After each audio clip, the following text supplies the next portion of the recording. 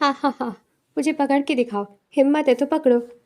مریم کی کھرکتی ہوئی ہنسی کوریڈور کی دیواروں سے ٹکرا رہی تھی۔ وہ اپنے لمبے دوپٹے کو سنبھالتی پیچھے مڑ مڑ کر اپنی سہیلی عائزہ کو چڑھاتی ہوئی تیزی سے بھاگ رہی تھی۔ عائزہ ہاپتی ہوئی اس کے پیچھے تھی، لیکن مریم کی پھرتی کا مقابلہ کرنا اس کے بس میں نہ تھا۔ مریم نے پیچھے مڑ کر ایک بار پھر قہقہ لگایا۔ وہ اپنی ہی دھن میں مگن تھی، اسے اندازہ ہی نہیں تھا کہ اس کی بے فکری اسے کسی چٹان سے ٹکرانے والی ہے۔ اگلے ہی لمحے وہ پیچھے مڑ کر دیکھتے ہوئے جیسے ہی آگے بڑھی، ایک نہایت سخت اور چوڑے سینے سے جا ٹکرائی۔ مریم کا توازن بگڑا اور وہ پیچھے کی طرف الٹنے لگی۔ یا اللہ! اس کی لبوں سے ایک دبی سی چیخ نکلی اور اس نے ڈر کے مارے آنکھیں میچ لیں۔ اسے یقین تھا کہ وہ ابھی فرش پر ہوگی، لیکن زمین بوز ہونے سے عین پہلے دو مضبوط ہاتھوں نے اسے تھام لیا۔ وہ پروفیسر تھے۔ انہوں نے مریم کی کمر پر ہاتھ حائل کر کے اسے ایک جھٹکے سے سیدھا کھڑا کر دیا۔ یہ عمل اتنی تیزی اور مہارت سے ہوا کہ مریم کو پلک جھپکنے کا موقع بھی نہ ملا۔ جب اس نے آنکھیں کھولی تو سامنے پروفیسر کا اسپاٹ اور قصیری آنکھوں والا چہرہ تھا۔ ان کی گرفت اتنی مضبوط تھی کہ مریم کو اپنے بازوؤں پر ان کی انگلیوں کی تپش محسوس ہو رہی تھی۔ دیکھ کر نہیں چل سکتی ہاں؟ پروفیسر کی آواز کسی بھپرے ہوئے شیر کی دھاڑ جیسی تھی۔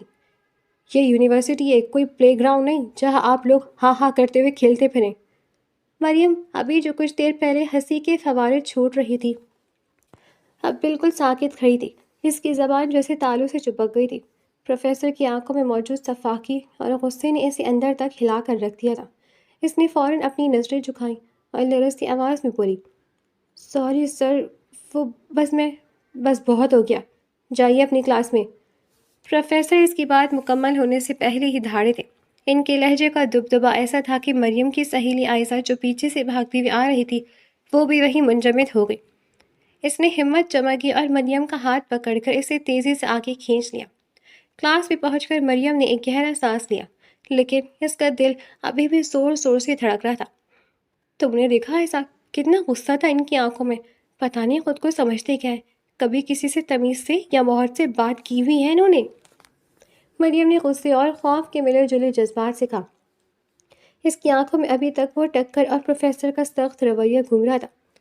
ارے مریم، تم کیوں اتنا فیل کرتی ہو؟ سر تو ہے ہی ایسے، تمہیں معلوم تو ہے ہٹلر نے کبھی کسی سے نرمی سے بات کی نہیں۔ تم اپنی حسین آنکھوں کو اس سنکی پروفیسر کی وجہ سے تکلیف نہ دو۔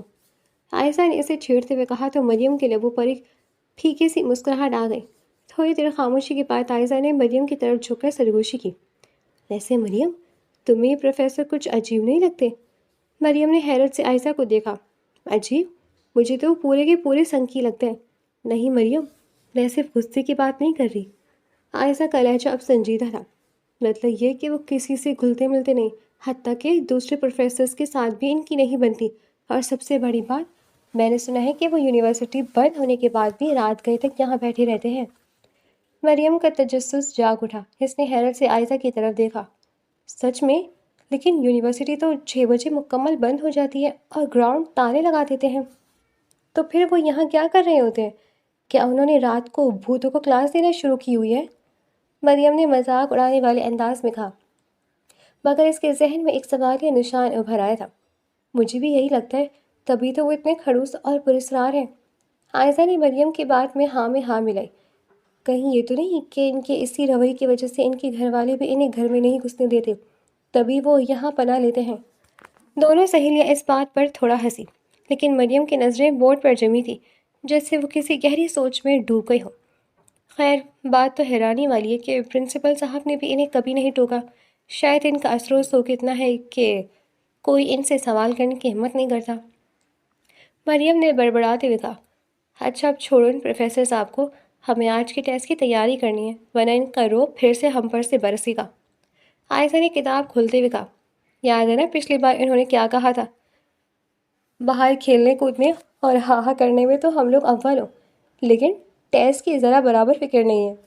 مریم نے پروفیسر کے مخصوص سخت لہجے کی نقل اتاری تو دونوں پھر سے مسکرا دی، لیکن مریم کے لاشعور میں ایک تجسس جڑ پکڑ چکا تھا۔ وہ سچ جاننا چاہتی تھی کہ آخر اس خاموش اور پروقار عمارت کے اندھیروں میں پروفیسر ایسا کیا کرتے ہیں کہ وہ رات گئی تک یہاں رکنے پر مجبور ہیں۔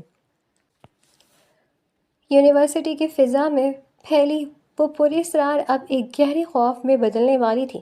اس صبح جب مریم اور عائشہ یونیورسٹی پہنچی تو وہاں کا منظر روزانہ سے بالکل مختلف تھا۔ گیٹ پر گارڈز کی تعداد زیادہ تھی اور کوریڈورز میں طلباء کے گروہ جگہ جگہ کھڑے سرگوشیاں کر رہے تھے۔ یونیورسٹی کے مین ہال میں غیر معمولی رش تھا، جہاں نوٹس بورڈ کے پاس کھڑے طلباء کے چہرے پر ہوائیاں اڑ رہی تھیں۔ مریم اور عائشہ بھی تجسس کے مارے بھیڑ کو چیرتی ہوئی آگے بڑھیں۔ وہاں معلوم ہوا کہ BS تھرڈ ایئر کا ایک طالب علم حماد کل شام سے لاپتہ ہے۔ حماد ایک ذہین اور ملنسار لڑکا تھا اور اسے آخری بار کل 6 بجے کے قریب یونیورسٹی کے لائبریری کے قریب دیکھا گیا تھا۔ تمہیں پتہ ہے حماد کا فون بھی بند جا رہا ہے اور اس کے گھر والے پریشانی میں پاگل ہو رہے ہیں، ایک لڑکی روحان سی آواز میں کہہ رہی تھی۔ پولیس بھی آئی ہے، پرنسپل کے آفس میں میٹنگ چل رہی ہے، دوسرے لڑکے نے کہا۔ پوری یونیورسٹی میں ایک قہرام مچا ہوا تھا۔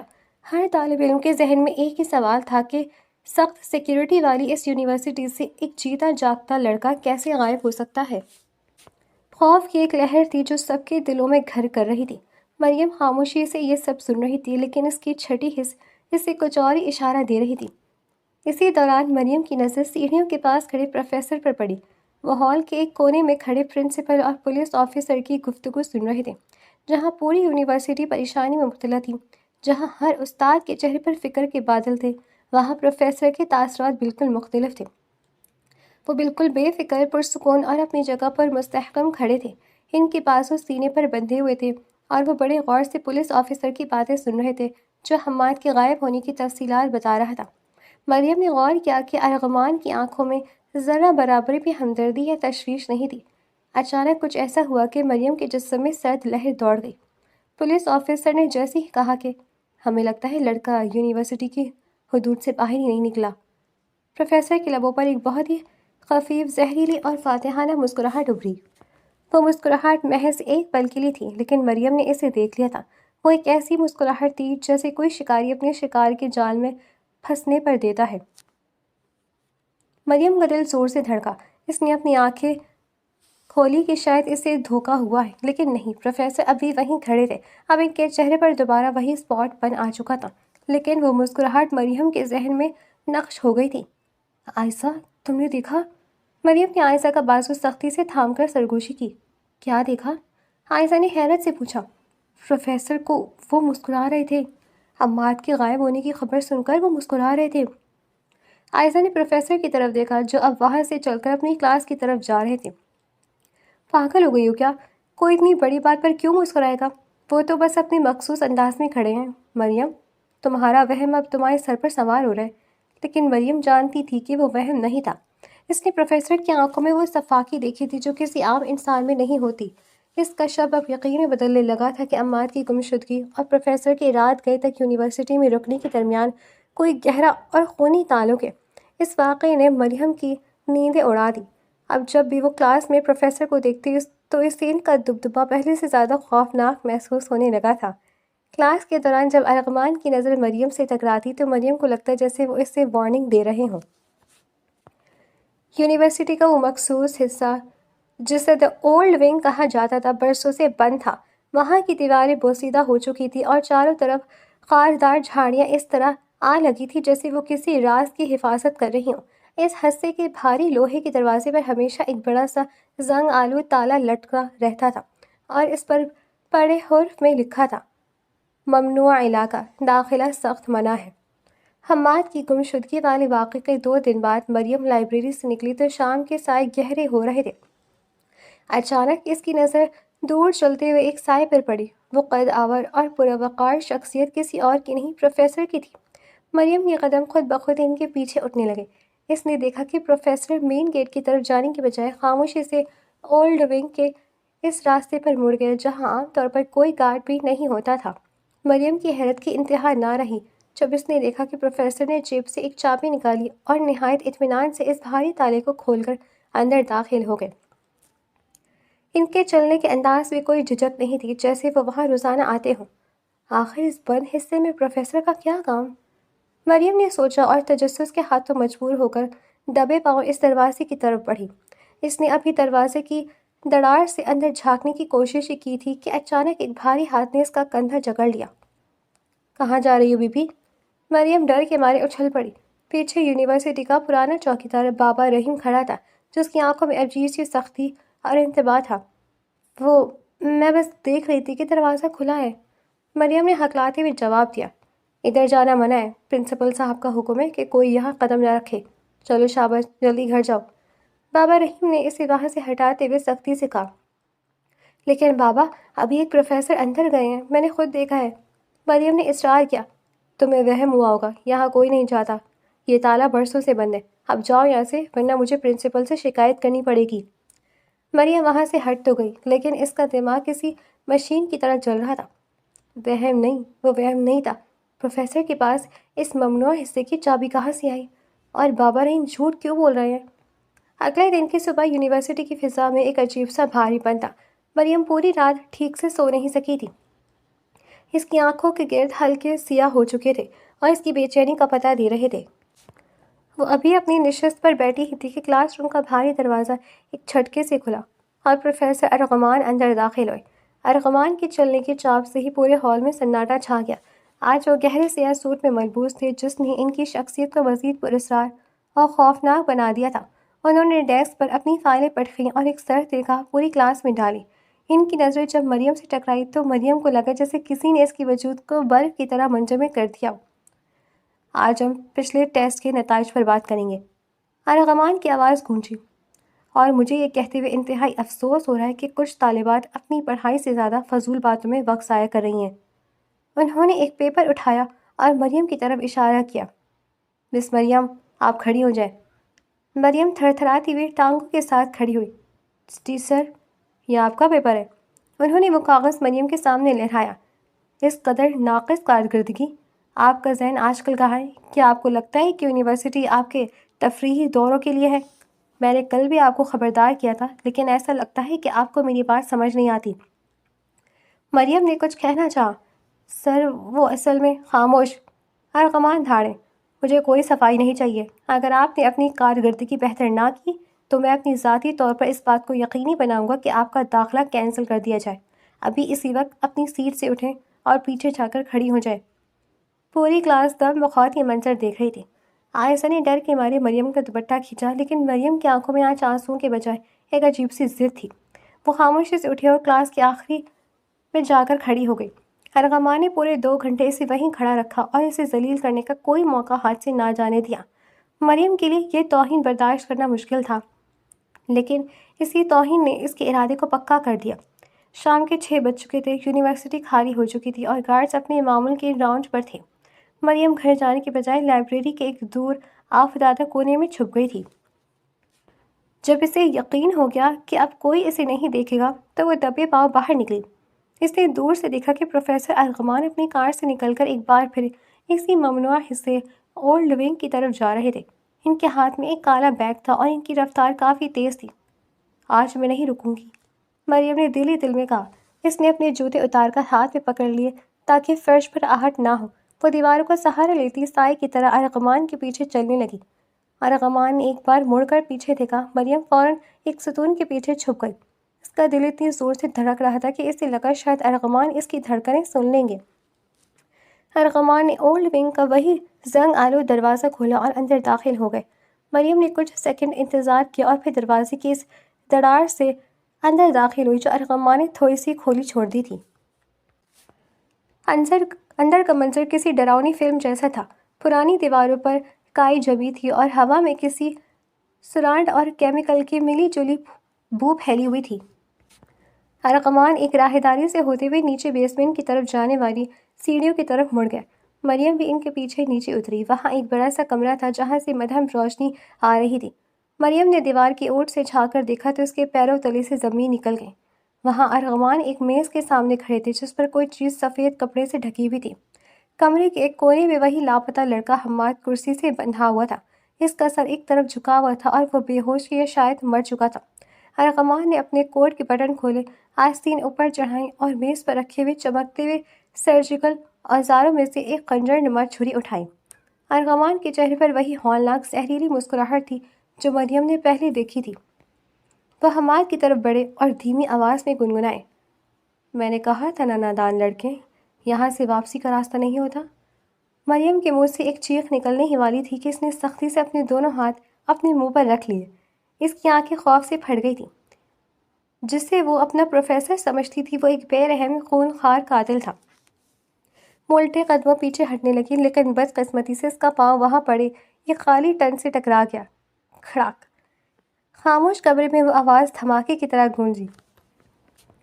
ارغمان کے ہاتھ ساکت ہو گئے اور انہوں نے بجلی کی سی تیزی سے اس سمت دیکھا جہاں مریم چھپی ہوئی تھی۔ کون ہے وہاں؟ ارغمان کی آواز میں اب پروفیسر والا وقار نہیں بلکہ ایک درندے سی گرج تھی۔ مریم اب وہاں سے بھاگی۔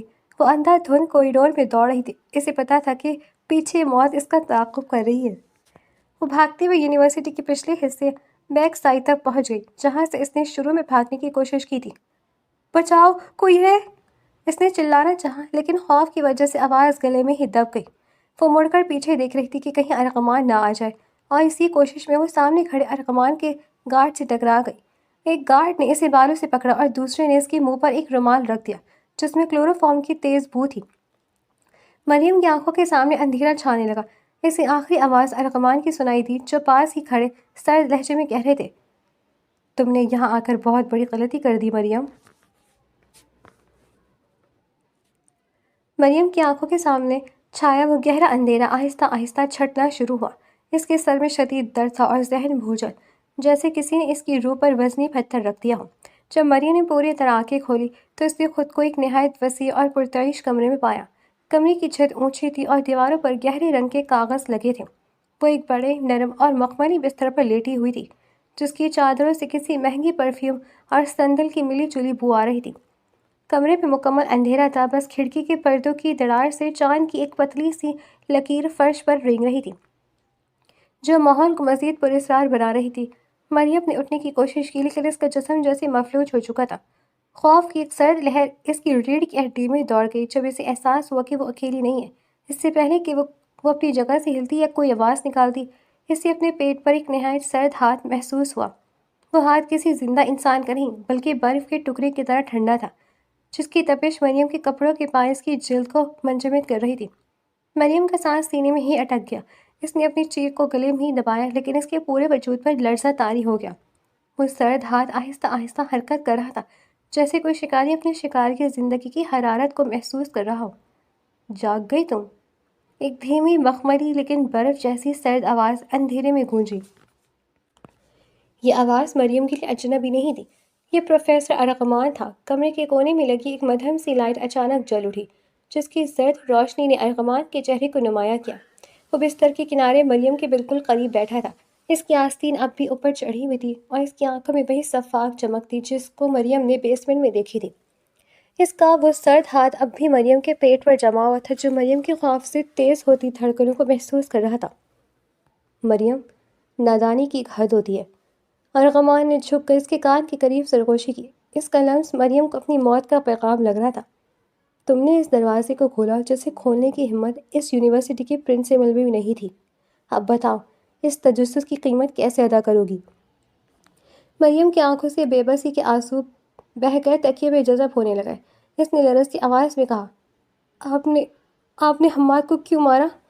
آپ پروفیسر ہیں یا کوئی درندے؟ ارغمان کے لبوں پر وہی ہولناک مسکراہٹ دوبارہ ابھری۔ اس نے اپنا وہ سرد ہاتھ مریم کے پیٹ سے ہٹا کر اس کے گال پر رکھا اور اس کے آنسو پوچھے۔ آرام کرو، اب تم یہاں سے کہیں نہیں جا سکتی۔ وہ کہتا ہوا اٹھا اور کمرے سے باہر جانے کے لیے پلٹا۔ مجھے گھر جانا ہے، میں یہاں ایک پل بھی نہیں رکوں گی، مریم نے پوری قوت سے چیخ کر کہا۔ اس کی آواز میں غصہ بھی تھا اور جان لیوا خوف بھی۔ ارغوان جو اب تک خاموشی سے اسے دیکھ رہا تھا اس کے قریب ہوا اور نہایت شفاقی سے اس کے چہرے پر جھک گیا۔ اب تم یہاں سے کہیں نہیں جا سکتی گڑیا۔ اس نے لفظ گڑیا اس انداز میں ادا کیا جیسے وہ مریم کی زندگی کا مالکن بن چکا ہو۔ تمہارے پاس وہ سب کچھ ہے جو میں کسی کو نہیں بتانا چاہتا تھا۔ تم نے وہ دیکھ لیا جو دیکھنے والوں کو میں زندہ نہیں چھوڑتا۔ ارغمان کا لہجہ برف کی طرح ٹھنڈا تھا۔ اس نے مریم کی آنکھوں میں جھانکتے ہوئے اپنی بات جاری رکھی۔ صرف کل صبح تک کا انتظار کرو، مجھے بس یہ کنفرم کرنا ہے کہ تم باہر جا کر اپنا منہ نہیں کھولو گی۔ جب مجھے یقین ہو جائے گا کہ میرا راز تمہارے سینے میں محفوظ رہے گا، تبھی تم یہاں سے باہر کا راستہ دیکھو گی۔ یہ کہہ کر ارغمان غصے سے پیر پٹکتا ہوا کمرے سے باہر نکل گیا اور بھاری دروازہ باہر سے مقفل کر دیا۔ مریم اسے حیرت اور وحشت سے جاتے ہوئے دیکھتی رہی۔ آخر صبح وہ ایسا کیا کرنے والا ہے؟ مریم نے سوچا۔ اس کا دماغ تیزی سے کام کر رہا تھا۔ وہ کیسے کنفرم کرے گا کہ میں خاموش رہوں گی؟ کیا وہ مجھے ڈرائے گا یا میرے اپنوں کو نقصان پہنچائے گا؟ مریم نے بستر پر پڑی تکیے کو سختی سے بھیج لیا۔ اس کی آنکھوں میں غصے کی چمک ابھری۔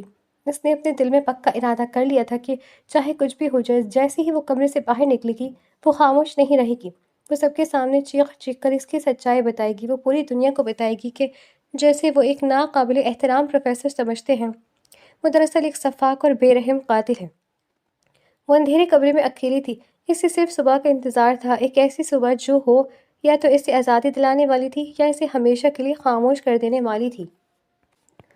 رات بھر مریم جاگتی رہی۔ ہر گزرتا لمحہ اس کے لیے کسی عذاب سے کم نہ تھا۔ جیسے ہی صبح کی پہلی کرن کھڑکی کے پردوں سے چھن کر اندر آئی، کمرے کا دروازہ ایک بار پھر کھلا۔ پروفیسر ارغمان اندر داخل ہوا۔ اس کے پیچھے ایک ادھیڑ عمر شخص تھا جس کے ہاتھ میں کچھ کاغذات تھے۔ ارغمان کے چہرے پر ایک ایسا فاتحانہ مسکراہٹ تھی جو مریم کے دل میں خوف کی لہریں پیدا کر رہی تھی۔ اٹھیے مریم، آپ کی آزادی کا وقت قریب ہے، بس ایک چھوٹا سا معاہدہ باقی ہے۔ ارغمان نے نہایت سکون سے کہا۔ کیسا معاہدہ؟ میں تمہارے کسی کاغذ پر دستخط نہیں کروں گی، مریم نے بستر سے پیچھے ہٹتے ہوئے چیخ کر کہا۔ ارغمان نے ایک اشارہ کیا اور اس کے دو گارڈز نے زبردستی مریم کو پکڑ کر کرسی پر بٹھا دیا۔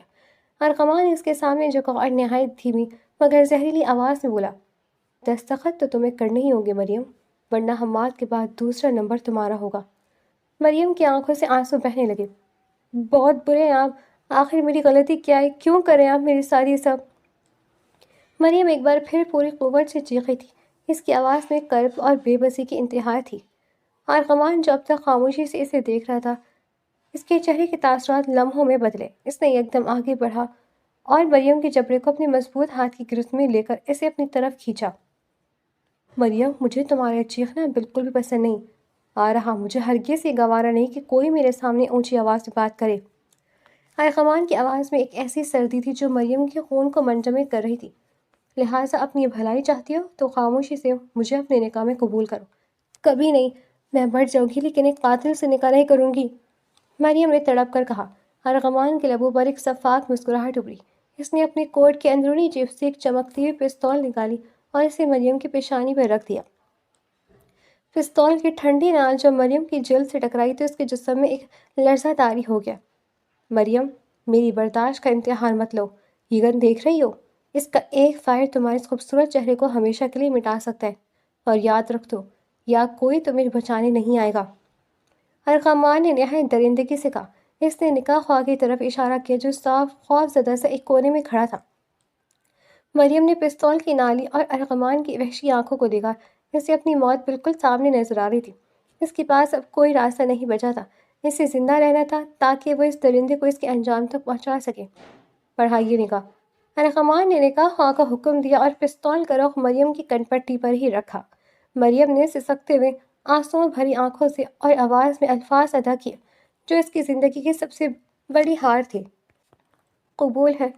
جیسے ہی نکاح مکمل ہوا سب لوگ وہاں سے چلے گئے تھے۔ ارغمان نے وہ نکاح نامہ مریم کی آنکھوں کے سامنے لہرایا۔ مبارک ہو بیگم، اب آپ میری قید میں قانونی طور پر آ چکی ہیں، ارغمان نے طنزیہ لہجے میں کہا۔ مریم نے اسے نفرت سے دیکھا۔ میں باہر جا کر سب کو بتا دوں گی کہ تم نے یہ سب زبردستی کیا، میں یہ نکاح نہیں مانتی۔ ارغمان کا قہقہا پورے کمرے میں گونجا۔ اس نے اچانک وہ نکاح نامہ مریم کی آنکھوں کے سامنے پرزے پرزے کر کے ہوا میں اچھال دیا۔ کاغذ کے سفید ٹکڑے مریم کے قدموں میں گرے۔ مریم حیرت سے اسے دیکھنے لگی۔ یہ تم نے کیا کیا؟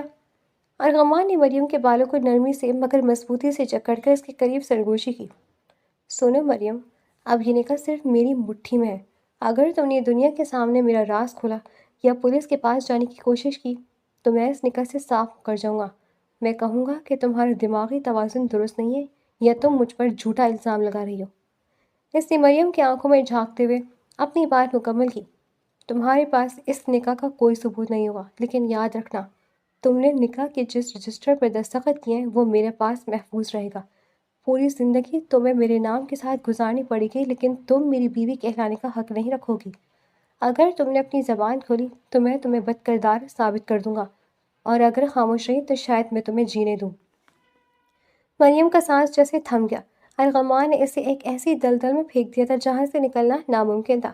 وہ اب ایک قاتل کی قیدی بھی تھی اور اس کے نام کی وہ بیوی بھی جس کا کوئی وجود نہیں تھا۔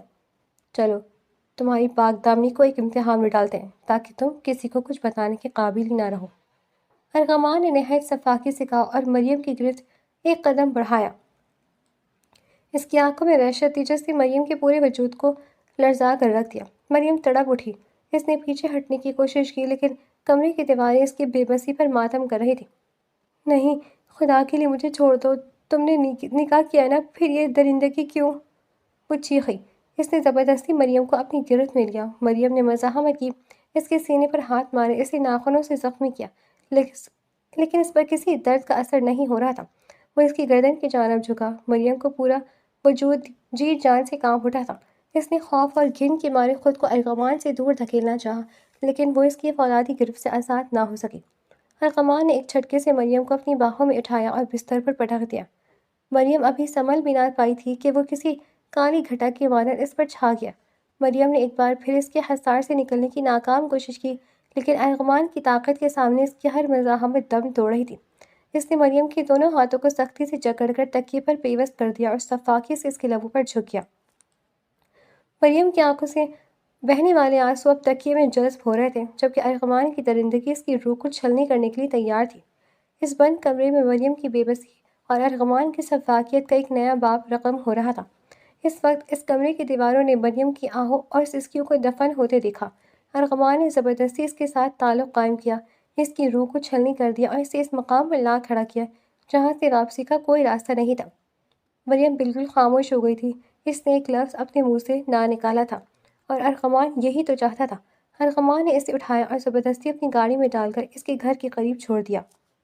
یاد رکھنا مریم، کل تم یونیورسٹی میں ہوگی، اگر نہیں آئی تو تمہارے گھر والوں کی لاشیں تمہارا استقبال کریں گی۔ مریم جیسے ہی لرزتے قدموں کے ساتھ اپنے گھر میں داخل ہوئی، اسے توقع تھی کہ گھر میں کہرام مچا ہوگا، لیکن وہاں کا منظر اس کی سوچ کے بالکل برعکس تھا۔ اس کے گھر والے بے حد پرسکون بیٹھے اپنی باتوں پہ مصروف تھے۔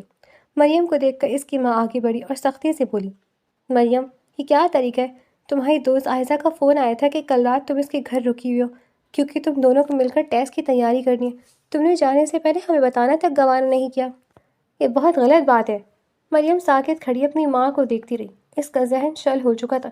اس سے اب سمجھ آئے کہ ارغمان نے کتنا گہرا جال بچھا رکھا ہے۔ اس نے نہ صرف اسے اغوا کیا بلکہ اس کے گھر والوں کو بھی جھوٹ بول کر مطمئن کر دیا۔ مریم نے کوئی جواب نہیں دیا، بس خاموشی سے سر جھکائے اپنے کمرے کی طرف بڑھ گئی۔ کمرے میں داخل ہوتے ہی اس نے دروازہ اندر سے بند کیا اور دیوار کے سہارے وہیں ڈھیر ہو گئی۔ اس کا اپنا ہی گھر اسے اب اجنبی لگ رہا تھا۔ وہ باتھ روم میں گئی اور شاور کھول کر اس کے نیچے بیٹھ گئی۔ ٹھنڈا پانی اس کے وجود سے ٹکرا رہا تھا لیکن اس کے اندر لگی آنکھ ٹھنڈی نہیں ہو رہی تھی۔ وہ صابن لے کر اپنے ہاتھوں اور بازو کو اتنی سختی سے رگڑ رہی تھی کہ اس کی نازک جلد سرخ پڑ گئی، جیسے وہ ارغمان کے اس ناپاک لمس کو اپنے جسم سے کھروچ کر نکال دینا چاہتی ہو۔ وہ شاور کے نیچے بیٹھی سسکتی رہی، تڑپتی رہی، لیکن اس کی آواز سننے والا کوئی نہیں تھا۔ اس کی روح چھلنی ہو چکی تھی اور وہ چیخنا چاہتی تھی مگر اس کے اپنوں کی بے خبری اور ارغمان کی طاقت نے اس کی زبان پر خاموشی کے تالے ڈال دیے تھے۔ وہ وہاں گھنٹوں پڑی رہی، ایک ایسی زندہ لاش بن کر جس کا سب کچھ لٹ چکا تھا۔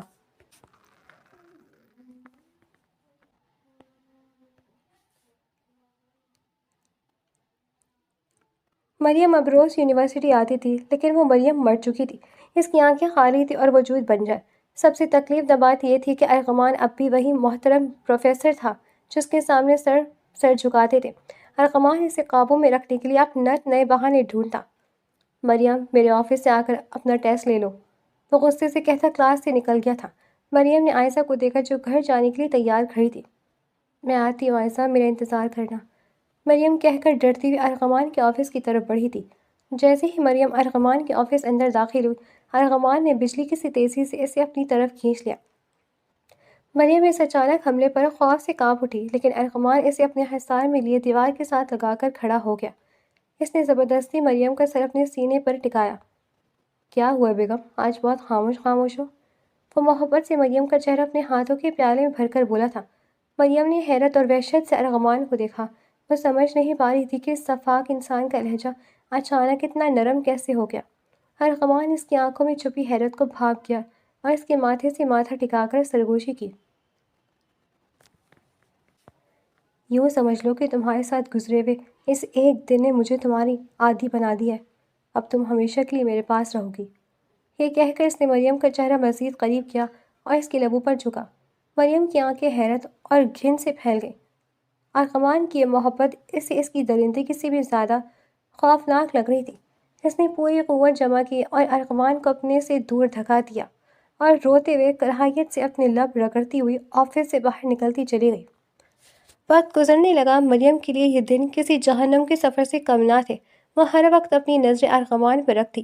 اس نے نوٹ کیا تھا کہ ارغوان اب بھی اکثر اسی ممنوع بیسمنٹ کا رخ کرتا ہے۔ اس دوران یونیورسٹی سے 2 مزید لڑکے غائب ہوئے جن کے بارے میں مریم سب جانتی تھی، مگر اس کے لب سلے ہوئے تھے۔ ارغوان اسے روز کسی نہ کسی بہانے، کبھی ٹیسٹ کی کمزوری تو کبھی اسائنمنٹ کی غلطی نکال کر اپنے آفس بلاتا۔ اس کی بہترین دوست عائزہ اب مریم کو شک کی نگاہوں سے دیکھنے لگی تھی کہ آخر مریم کا پروفیسر کے ساتھ اتنا وقت گزارنا کیا معنی رکھتا ہے۔ مریم بھی یہ محسوس کر رہی تھی، لیکن وہ چاہ کر بھی کسی کو کچھ بھی نہیں بتا سکتی تھی۔ یونیورسٹی میں معمول کے مطابق کلاسز جاری تھی کہ اچانک فائرنگ کی آوازوں نے پوری عمارت کو ہلا کر رکھ دیا۔ یونیورسٹی پر حملہ ہوا تھا۔ ہر طرف چیخ و پکار اور افراتفری مچ گئی۔ طلباء اپنی جانیں بچانے کے لیے ادھر ادھر بھاگ رہے تھے۔ مریم بھی خوف کے مارے ہال میں کھڑی تھی کہ اس نے دیکھا ارغوان کسی منجمے ہوئے سپاہی کی طرح سامنے آیا۔ اس کے ہاتھ میں پستول تھی اور وہ کمال مہارت سے حملہ آوروں کا جواب دے رہا تھا۔ اس کی آنکھوں میں خوف نام کی کوئی چیز نہ تھی۔ اچانک ایک حملہ آور نے مریم کو نشانہ بنانا چاہا۔ ارغوان کی نظر پڑی تو وہ دیوانہ وار اس کی طرف لپکا۔ مریم، جھک جاؤ! وہ دھاڑا، لیکن اس سے پہلے کہ مریم کچھ سمجھتی ایک گولی اس کی طرف آئی۔ بروقت ارغوان نے آگے آ کر اسے اپنے حصار میں لے لیا تھا، لیکن مریم خوف سے وہیں بے ہوش ہو کر گر پڑی۔ ارغوان نے غصے سے اس حملہ آور کو دیکھا اور اگلے ہی پل اس پر گولی چلا دی تھی۔ ارغوان کا غصہ اب آسمان کو چھونے لگا تھا۔ اس کے ساتھ بھی وہاں پہنچ چکے تھے، لیکن ارغوان غصے سے ایک ایک کو اپنے ہاتھوں سے مار رہا تھا۔ گولی ارغوان کے اپنے کندھے کو بھی زخمی کر چکی تھی، لیکن اسے اپنی کوئی پرواہ نہ تھی۔ تھوڑی دیر میں وہ لوگ حملہ آوروں کو ڈھیر کر چکے تھے۔ ہر جگہ ایمبولینس کے ساؤنڈ سنائی دے رہی تھی اور ارغوان مریم کو ایمبولینس میں ڈالتا ہسپتال کی طرف روانہ ہو گیا تھا۔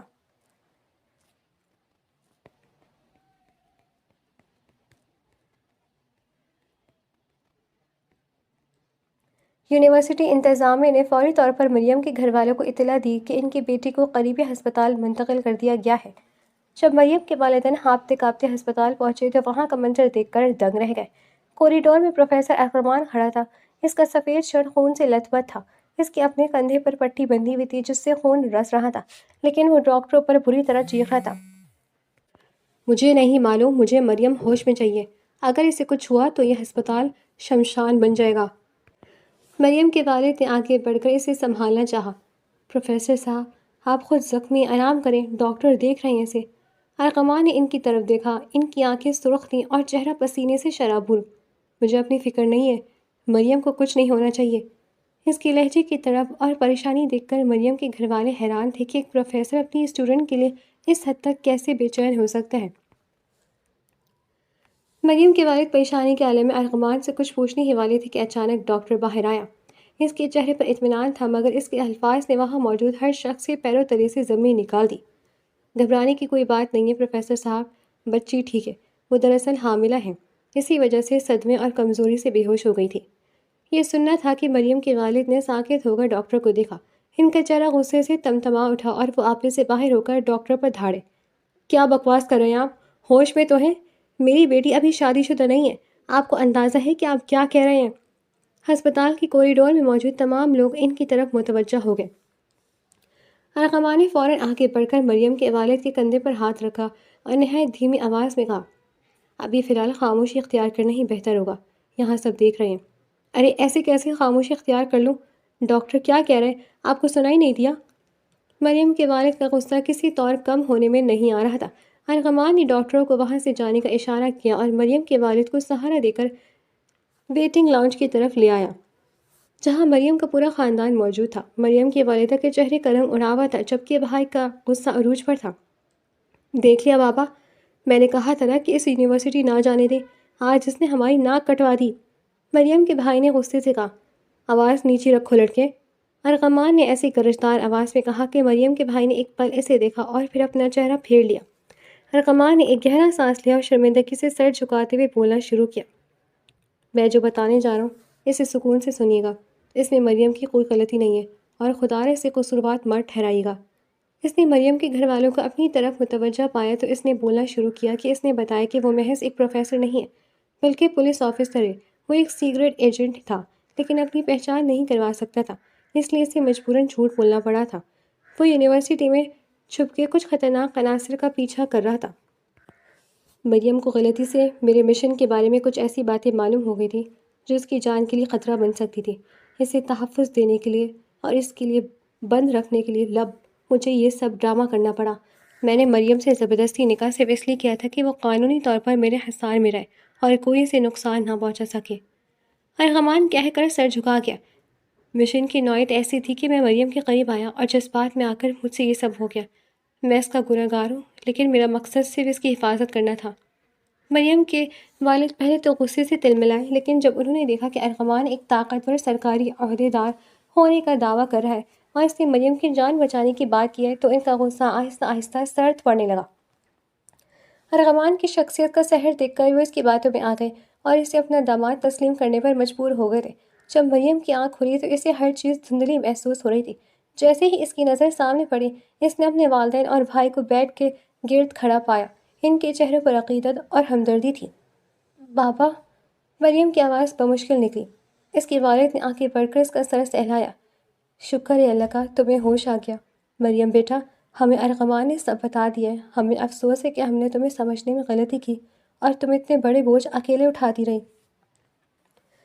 مریم نے حیرت سے اپنے والد کو دیکھا۔ بوجھ؟ بابا، اس نے کیا بتایا آپ کو؟ وہ کوئی شریف انسان نہیں ہے، وہ… خاموش مریم، اس کی والدہ نے پیار سے اسے ٹوکا۔ ہمیں معلوم ہو گیا کہ وہ ایک پولیس آفیسر ہے اور ایک بہت بڑے خفیہ مشن پر کام کر رہے ہیں۔ انہوں نے تمہاری جان بچانے کے لیے وہ سب کیا تاکہ تم ان کے نام کے سائے میں محفوظ رہو۔ وہ جو کچھ یونیورسٹی میں کر رہے تھے وہ دراصل مجرموں کو پکڑنے کا ایک طریقہ تھا۔ مریم کا سر چکرانے لگا۔ ارغمان اس کے گھر والوں کی نظر میں وہ ایک قومی ہیرو بن چکا تھا۔ اس کے بھائی نے قریب آ کر اس کا ہاتھ تھاما۔ مریم، ارغمان جیجو نے اپنی جان پر کھیل کر تمہیں بچایا ہے۔ ان کے اپنے کندھے پر گولی لگی ہے لیکن وہ اپنی پٹی کو کروانے کے بجائے تمہارے لیے ڈاکٹروں سے لڑ رہے تھے۔ ایسا پیار کرنے والا شوہر قسمت والوں کو ملتا ہے۔ اب تمہیں ان کے ساتھ ان کے گھر جانا چاہیے، وہی تمہارا اصل جگہ ہے۔ مریم نے غصے سے اپنے بھائی کی طرف دیکھا تھا، وہ اسے جیجو کہہ رہا تھا۔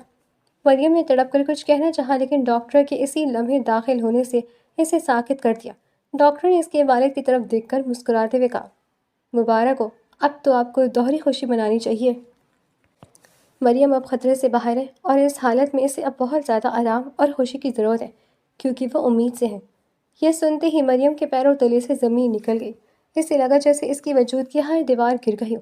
وہ ارغمان کے بچے کی ماں بننے والی تھی، وہ بچہ جو ایک درندگی اور زبردستی کے نتیجے میں اس کی کھوک میں پل رہا تھا۔ اب وہی بچہ اس کے اور ارغمان کے درمیان ایک ایسا مضبوط بندھن بن چکا تھا جسے وہ کبھی توڑ نہیں سکتی تھی۔ مریم کچھ سمجھ نہیں پا رہی تھی کہ وہ کیا کرے۔ مجھے آرام کرنا ہے، وہ غصے سے چیخی تھی۔ اس کی طبیعت کا لحاظ کرتے اس کے گھر والے باہر نکل گئے تھے۔ کچھ دیر بعد ارغمان کمرے میں داخل ہوا۔ اس کے کندھے پر پٹی بندھی تھی اور وہ سفید شرٹ میں اب بھی ویسا ہی بارب اور خوفناک لگ رہا تھا۔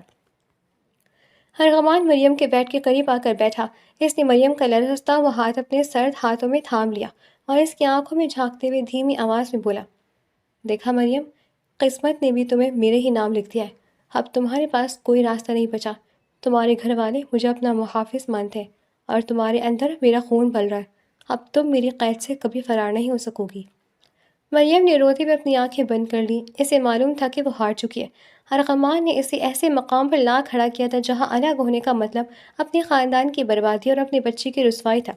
وہ اب ایک ایسی بیوی تھی جس کا نکاح زبردستی ہوا تھا، جس کی روح زخمی تھی لیکن وہ اس کی ملکیت بن کر جینے پر مجبور تھی۔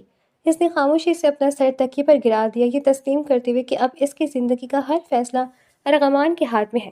ارغمان نے فاتحانہ مسکراہٹ کے ساتھ اس کا ماتھا چوما اور مریم کی زندگی کا یہ تاریک باب ایک ایسے بندھن پر ختم ہوا جس کا کوئی علاج نہیں تھا۔